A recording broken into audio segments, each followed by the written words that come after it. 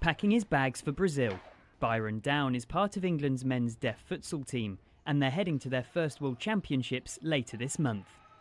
They've managed to book their spot in Sao Paulo without funding from the FA.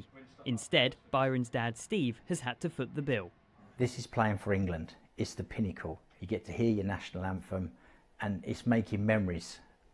And I don't think, especially some of Byron's deaf friends who he plays futsal with, should not have that opportunity just because of funding. You know, I'm in a fortunate position that I can help, and if it's helping him, then it's important to me.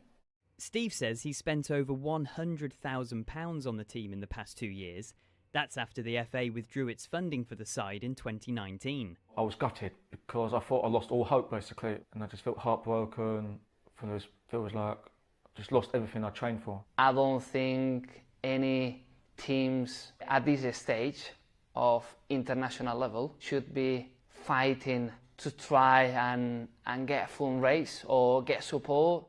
It's a different story for the women's side, who will travel to South America fully funded by the FA, fresh from their Euros win last year.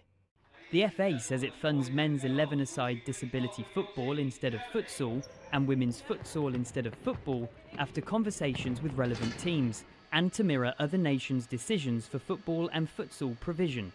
In a statement, it said, "Our decision to switch focus of the England deaf women's team from the 11-a-side format to the futsal format addresses the need for a new approach for the pathway and to ensure there are regular international opportunities for players to perform on the world stage.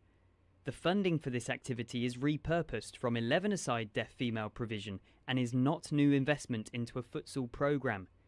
The new focus also mirrors the decisions made by other nations who are respected in deaf international football and futsal provision, with deaf female futsal being the preferred format of the game for an increasing number of nations." I do understand that money is tight and they can't fund everything, but the FA should look at more funding resources. They know these competitions far in advance. We knew the World Cup was going to be in November 2 years ago. So it's not a surprise. You have time to work out your funding implications. We've tried to fundraise for this trip and been very unsuccessful. Hopefully after the World Cup and we go out there and we do well, then perhaps we can change that picture for people. And that's not the only incentive. A strong showing in the World Championships will mean qualification for the Deaf Olympics next year. My expectations is nothing less than winning the tournament. I always have high expectations. The team hopes a successful trip to South America will gain the attention of more funders and also add to that trophy collection. Craig Punfield, Sky Sports.